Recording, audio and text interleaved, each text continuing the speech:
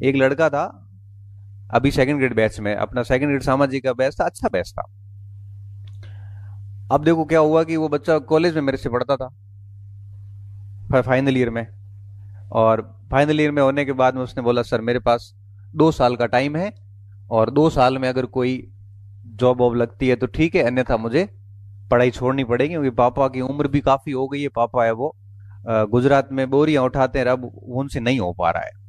अब मुझे काम में हाथ बटाना पड़ेगा, मेरी मजबूरी है अब सर। 2 साल पापा ने कहा है कि तू पढ़ ले, 2 साल का मैं जैसे तैसे करूंगा। उनके पिताजी भी आए, फीस का जब टाइम आया तो उनके पिताजी मेरे से मिल के गए, और मैंने सारी स्थितियां देखी तो मुझे सच में दया आ गई। मैंने कहा यार, और वो बच्चा क्या first year second year final year 3 साल कॉलेज में पढ़ा था। अब उसकी बीएड शुरू हुई, बीएड शुरू करी, और बीएड के साथ में 2 साल थे अपना। उसी समय सौभाग्य से हमने सामाजिक का बैच लिया। सामाजिक सब्जेक्ट बन रहा था, मैंने कहा तू आ जा, बैच में आ जा। थोड़ा फीस का मैंने देख लिया, और फर्स्ट पेपर तो नहीं कर पाया, लेकिन क्योंकि फर्स्ट पेपर तब हुआ था जब वो फाइनल ईयर में था। सेकंड पेपर उसने पूरे लगभग 12 एक महीने चला वो बैच, और 12 महीने तक मैंने उसको एक दिन भी एब्सेंट नहीं देखा। पिताजी ने उसको साइकिल दिला दी कि थारे आन जानो थोड़ा टाइम बच जासे। साइकिल लेके आता, साइकिल लेके जाना, और सिंसियरली पढ़ना। और हर छठे सातवें दिन मेरे से आके मिल लेता था, और खूब पढ़ता गया। सेकंड ग्रेड का पेपर देने जा रहा था, मिले दो वो क्या भावुक बहुत जल्दी हो जाता, 5 मिनट में तो रोने लग जाता, आंसू आ जाते उसके, क्योंकि उसकी सच में स्थिति खराब थी। और बिल्कुल फ्रेशर लड़का। अब हुआ क्या, हुआ ये कि उसके बीएड का रिजल्ट नहीं आ रहा, और परीक्षा की डेट आ गई 7 सितंबर। और कहा सर, मन में एक डर हमेशा रहता है कि तैयारी तो कर रहा हूं और बीएड का रिजल्ट नहीं आया तो सर मैं तो पात्र नहीं होऊंगा, फिर आगे कैसे होगा। तो पापा ने भी यही कहा, बेटा कोई बात नहीं, तू ऐसे समझ पात्र नहीं होगा, 1 2 साल 1 साल और पढ़ लेना। मैंने उसको कहा तू टेंशन मत ले, बीएड का रिजल्ट तेरी परीक्षा से पहले आ जाएगा, क्योंकि मुझे पता है जनरली निकल जाते रिजल्ट। 5 तारीख को रिजल्ट आ गया रात को, 5 को रिजल्ट आ गया, और 5 को ये लड़का परीक्षा देने के लिए चला गया। जोधपुर सा सेंटर, पता नहीं जयपुर था कहाँ था, निकल गया। और 7 को पेपर हुए, होने के बाद में मैंने की जारी करी। 7 को था एक पेपर, एक शायद 8 9 को था। की में मिला मिला के उसके पेपर बहुत टफ आया था, और टफ पेपर आया तो वो भी थोड़ा डर गया।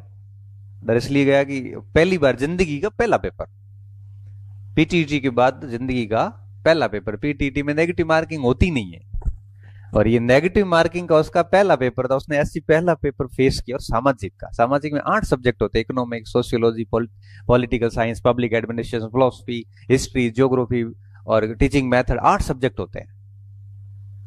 अब डरते डरते मेरे को फोन किया, मैं सर मैं कितना बैठा बेटा, तो कहा सर मेरे 320 नंबर और है। क्या होगा इसमें, 320 है तो बेटा तेरी टॉप 5 में रैंक आएगी। क्या बात करो सर, हाँ। तो दूसरों के नहीं है, मैं दूसरों के नहीं है 320, 320 बहुत बड़ा स्कोर है। अब उसने उससे पहले उसके पापा से बात होगी, मेरे से पापा को कहा कि मेरा पापा पेपर खराब हो गया, क्योंकि उसने पहली बार दिया, उसको लगा 320 में क्या होता है। हमारे टाइम 362 मेरिट रही थी, तो 320 में क्या ही होगा। पापा ने कहा कोई बात नहीं बेटा, तू तेरा मेहनत कर ली, ऐसे सोच ले कि तू पात्र हुआ ही नहीं था, ऐसे सोच की बीएड का रिजल्ट ही नहीं आया था। अब फाइनल की आई, फाइनल की में हुए 313 नंबर। अभी तक राजस्थान में मुझे 313 का एक भी लड़का नहीं मिला उसके अलावा, जबकि राजस्थान के अधिकांश बच्चे इकोनॉमिक्स मेरे से पढ़े हैं। मुझे एक भी सिंगल मैसेज नहीं आया जिसमें उस 313 का कोई स्टूडेंट हो। अब मेरे पास कॉलेज मिलने आया कि सर क्या होगा, सिलेक्शन हो जाएगा, हो जाएगा, मैं हो जाएगा पक्का सर, मैं कहो तो हमें हमें फर्स्ट की तैयारी कर, तो सेकंड रिपीट करो। मैंने वापस उसको लगा दिया था, मैंने कहा तू वापस तैयारी शुरू कर दे, जब तक फाइनल की नहीं आती वापस करता रहे। वापस शुरू हो गया था बेचारा, तो मैं हम सेकंड ग्रेड छोड़ दे, तो छोड़ दे, और नहीं हुआ तो बड़े बात मत कर, थारो सिलेक्शन हो जाए। मैं कह दी हम फाइनल था। अब बच्चा बड़ा भावुक सा हो गया कि अब यार उम्र 21 22 साल उम्र है, और बीएड अभी भी एमए शुरू ही नहीं करी अभी। और अब आप देखना उस बच्चे की राजस्थान में टॉप 10 में रैंक आएगी, ये तय बात है। और रिजल्ट आएगा उस दिन मैं आपको लेके आऊंगा उस बच्चे को यहाँ पे। अब आप देखना कि उसका कोई बैकग्राउंड नहीं, बिल्कुल औसत बच्चा, सामान्य बच्चा, गांव का लड़का, कोई जोरदार बैकग्राउंड नहीं, गरीब बच्चा। लेकिन उसकी पता है खास बात क्या थी? साल में कभी एब्सेंट नहीं हुआ, नोट्स की लाइन टू लाइन याद थी। एक प्रश्न आया किलिमंजारो कैसा ज्वालामुखी है, मैंने लिखवाया प्रसुप्त ज्वालामुखी है, किताब क्लास में लिखवाया था। परीक्षा में सेम प्रश्न आया, तो प्रश्न आया इसने प्रसुप्त कर लिया। और हमारे ज्योग्राफी के एक और फैकल्टी यहां पे सुरेश जी ने लिखवाया था शांत ज्वालामुखी।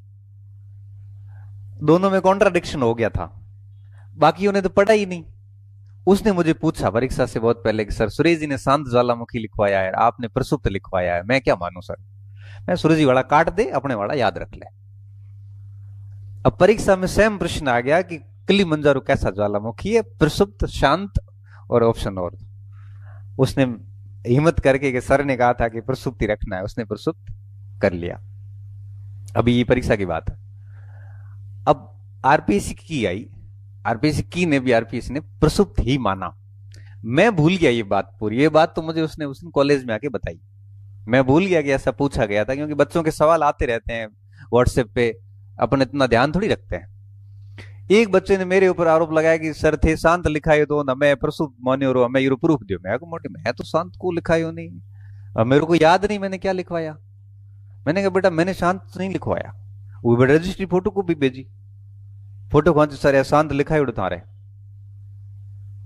अब मैं दो एक दिन मैं भी उदास रहा, मैंने कहा मरा दिया हुआ छोरा, सवाल गलत करा दी हैंग हो रही। और दूसरे दिन वो बच्चा आया, मैंने कहा यार तय की हो गए, तो उसने यही कहानी सुनाई कि सर आपने प्रसुप्त बताया था, मैंने प्रसुप्त कर लिया। मोटी मैं तो शांत लिखायो। तो कि नहीं सर आपने प्रसुप्त लिखवाया। तो मैंने कहा तुम घर पे जाके रजिस्टर का फोटो भेज। मेरे को रजिस्टर का फोटो भेजा, तो उसमें मैंने प्रसुप्त लिखवाया। तब मैंने उस वापस मैसेज किया, मैं तुम केरी कॉपी लाए हुए? तो सर मैं 2022 के बैच का स्टूडेंट हूँ, वहां पे आपने शांत लिखवाया था। और वहां सच में शांत लिखवाया था। मतलब उस बच्चे को लाइन टू लाइन याद थी कि मैंने कहां पे क्या लिखवाया है। कोई घर पे दूसरी किताब नहीं, और उन रजिस्टर्स की ऐसी हालत की थी कि सब बढ़िया याद था। हर टेस्ट दिया, बहुत ही सिंसियरली पढ़ाई करी, तो उसका परिणाम ये है कि अब वो बच्चा जो है वो वरिष्ठ अध्यापक बन जाएगा। और अब उसने फर्स्ट ग्रेड की तैयारी इतिहास से शुरू कर दी। अब आगे जब भी एमए होगी, एलिजिबल होगा, तो मुझे भरोसा है कि बन जाएगा, क्योंकि बहुत सिंसियर बच्चा है। इसलिए ये बात मैं क्यों बता रहा हूँ, ये बात इसलिए बता रहा हूँ कि उस बैच में 800 बच्चे और भी थे। वो बैच 800 स्टूडेंट का था। अब आप देखना उनमें से कई बच्चे